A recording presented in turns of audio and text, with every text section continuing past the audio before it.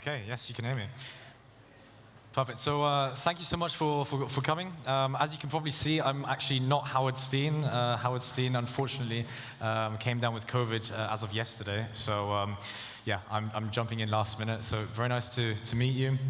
As you can see, my name is Lewis Grauner. I work as the account security specialist here in EMEA. My main responsibilities lie in speaking to customers on a daily basis around user onboarding flows, 2FA, as well as fraud mitigation. So very nice to meet you, and yeah, let's have a nice session. I'll be discussing, obviously, the end of the trade-off between security and user experience. That's the main thing that we'll be talking about today. But first, let me sort of introduce Twilio as a whole. I think that's always a good place to start. In general, who are we? What do we do? Twilio is actually a leading customer engagement platform. We actually power the communication between our customers and their customers. So if you've ever used Uber before, if you've ever booked any flat through Airbnb, if you've ever got any Netflix recommendations via email, via SendGrid, that all comes through Twilio. So yeah, that's who we are, that's what we do. But on the whole, let's get into the crux of the topic. So every customer journey that we discuss is actually beginning with some sort of onboarding, right? And just to explain sort of my background, I used to work in the content management software space, so I used to work at Sitecore, so digital marketing was my initial background, before then transitioning into identity and access management. So I've got a pretty good, let's say, foundation in both sides of the coin, right? The added security, but also the hopefully limited user friction that is therefore generated. And when we actually say that we want to try and create great, secure experiences through onboarding, we want to make sure that there's less friction in order to improve the user conversion. Now, what does this mean, right? So part of that is, I actually myself have known this quite a lot. Also in the pandemic, we're forced to sort of shop online more and more. But I actually had a project alongside my work where I needed to create a website, and there are loads and loads of website providers out there, be it Wix, be it Square or Content Squared. There are loads of different people offering, and I noticed myself trying to set up a website and being asked many different, let's say, unnecessary questions, and the user onboarding wasn't the best. And because I was in the, let's say, privileged position to be able to switch provider, I simply did, because it was far, far easier.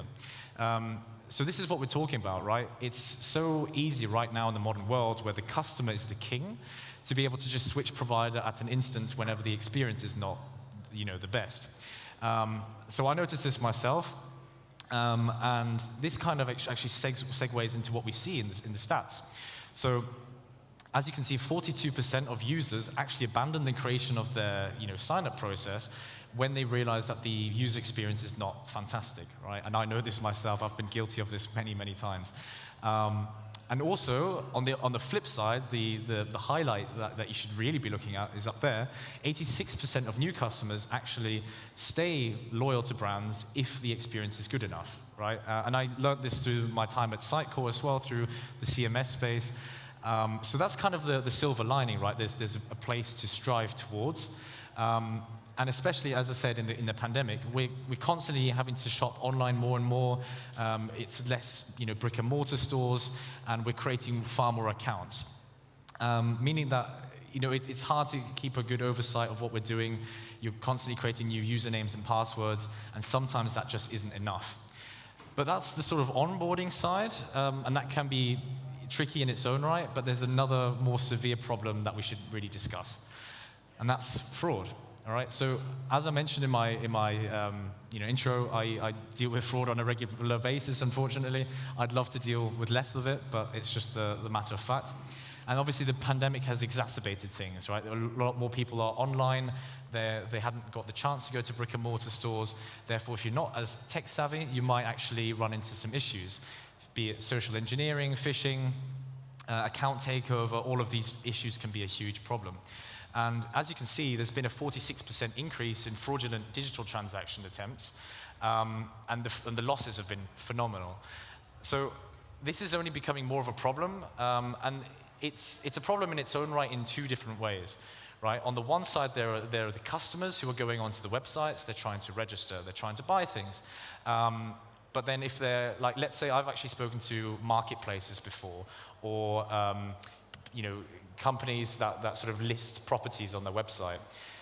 One of their big issues is that if their customers actually get hit by fraud, it has a double-edged problem in that obviously the customer loses money, but on the other hand, you're almost harboring a platform, a website, a service, where this kind of attack can happen.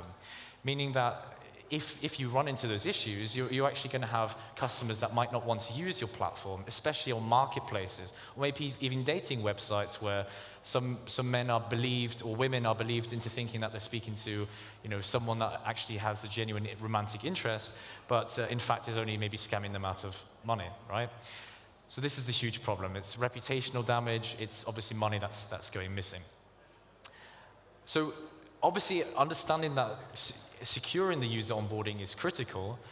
What are the problems that many companies can encounter whilst doing so? And the top one I always ask customers is, right, what is your cost of acquisition?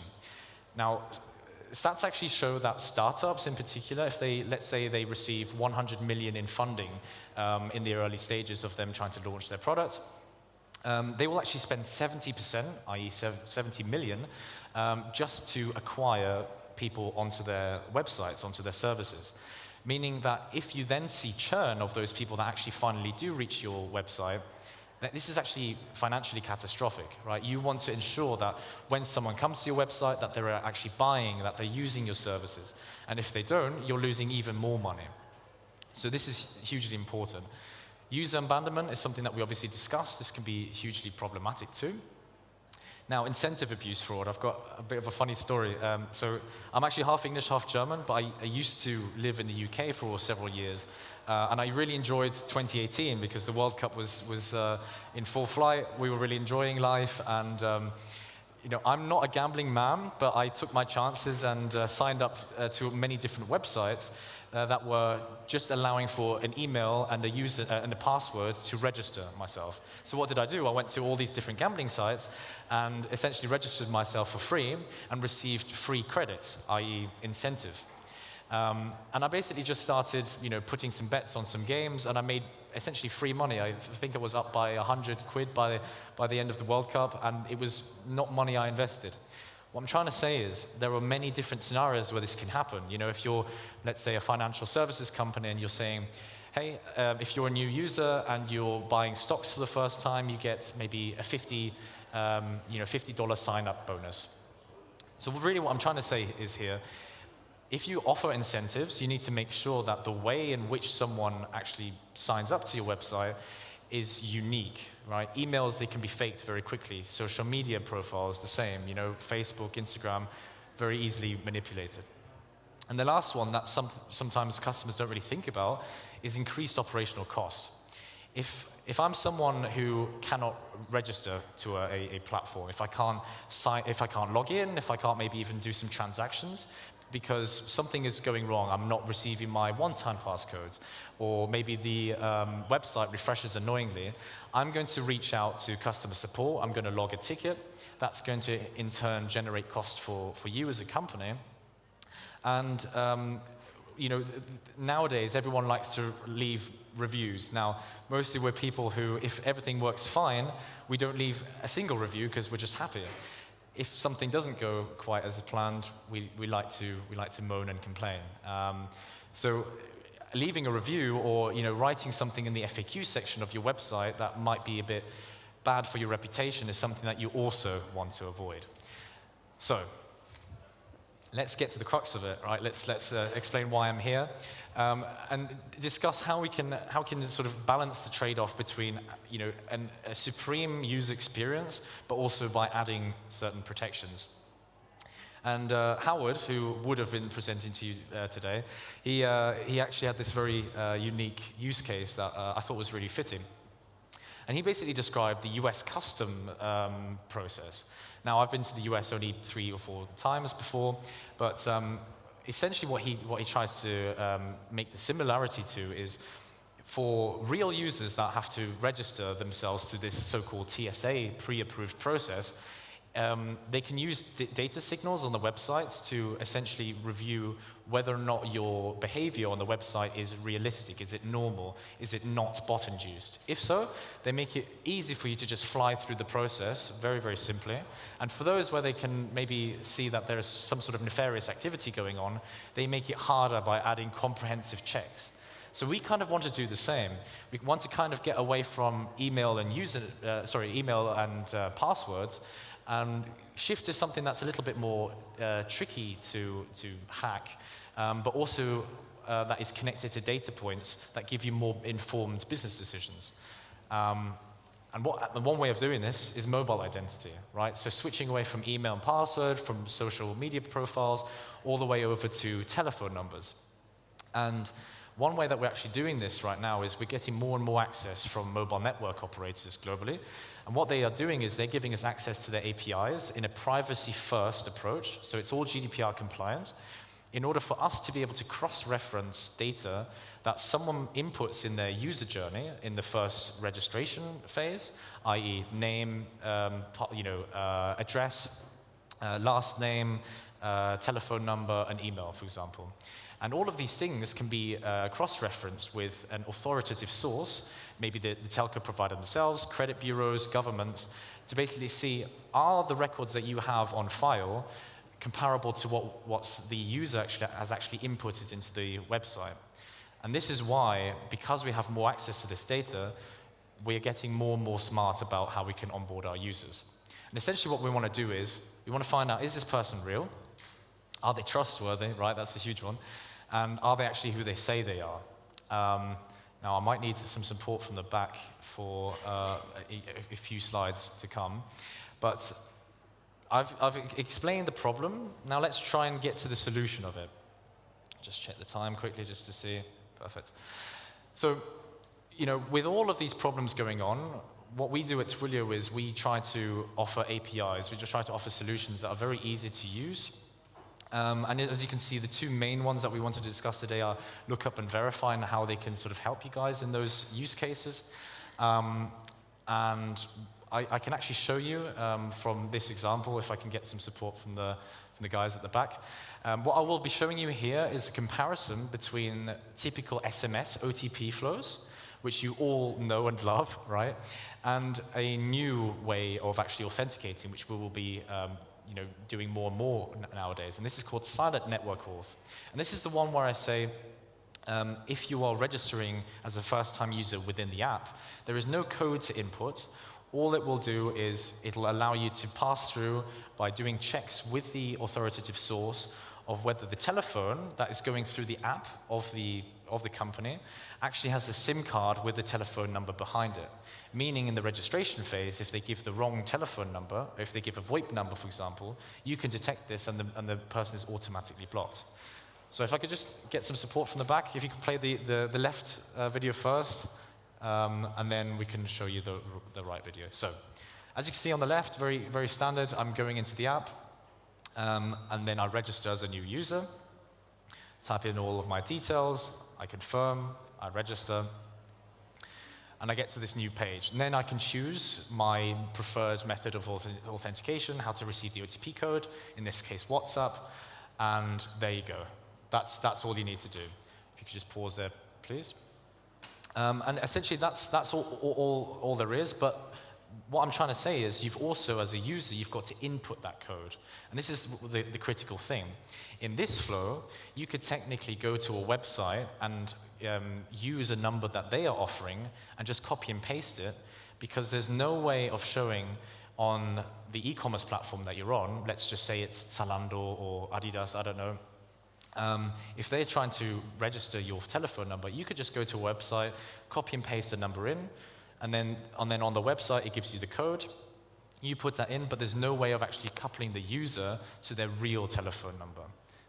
Now, this is where this flow comes in. If you could just press play for me again. It's just playing the second one again. Apologies. There we go. So similar flow, we're going into the app of the e-commerce platform. We hit on register, and then you give your standard information again. and then you press register, and this is where the magic happens. There is actually no code that is sent. All that you need to do is ensure that there's a cellular connection, so it also works if your Wi-Fi is on, but not if your flight mode is on, and there we go. You're instantly verified, because what we do in the back end is we basically send a request to the telco provider of that telephone number to check whether the SIM card of the person that is surfing within the app actually is on their phone. So what you're doing is you're actually coupling the real user to the app that they're using, whereas in this case, they could technically use a VoIP number, they could use it from any other source. There's no way of actually linking the person, and this is fantastic. And one last thing is, because here there is a manual aspect of typing in the code, here it's all automatic. Meaning let's say if I try to receive an OTP code, and I don't know, my pizza's just arrived, or someone's just called me to go out for a beer, life gets in the way, I forget to type in the OTP code, and the user is not converted. Whereas here, all I do is I type register after I've given my information, and it's all done for me. Meaning what I'm trying to say is the conversion rate is 100% every single time. And that's going to drastically reduce costs for you guys in the future. So let me just briefly explain how we also do this within our landscape. So Twilio Verify is one of our dedicated OTP delivery solutions. And obviously OTPs are not going away anytime soon, but we are always improving our services. And one of the main benefits that we can offer is if you want to scale and if you want to be international and ready to launch into 100+ countries by tomorrow, you can do that with Verify. You don't have to buy telephone numbers here, there, and everywhere, keep up with the global regulations, you're sorted. And as you can see, we've got many different channels. We've got SMS, voice, email, push notifications, and WhatsApp that you can leverage, so it's very good for user experience. And lastly, we're reducing your operational overhead, reduce the complexities that you have to worry about, and we can basically do this out of the box with a managed service.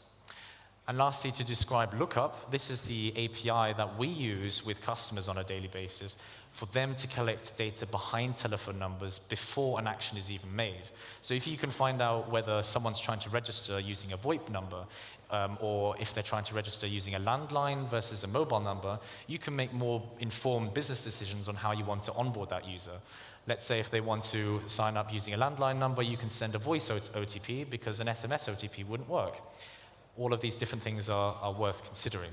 But we also have, for financial services, we've got SIM swap detection, which is a huge thing to consider. And as you can see, essentially what we're doing is we're allowing the good users to pass through whilst filtering out the bad actors. We do this with improved accuracy. We've got many different data sources to back this, and we can identify if a phone number is in fact compromised. And that's pretty much it. Thank you so much. What you can do here at this stage is you can scan this QR code. This is actually our ebook for the 5 best practices on seamless onboarding and secure onboarding. So I'll just leave that there for a couple of seconds, and then if you've all scanned it, I will also mention one other last thing, and that is actually that right downstairs. If you just walk down these stairs all the way to the end, slightly to the right, you'll actually see our booth, and we've got a really cool little van where you can take your pictures. And if you want, you can just post it on Instagram, Twitter, LinkedIn. You can all huddle up as friends. And then if you just want to, use the hashtag Twilio Hub Berlin, we'd love to see your faces on our posts. And obviously, there's a chance of winning Twilio swag as well as credits. So thank you so much. I hope you enjoyed the talk.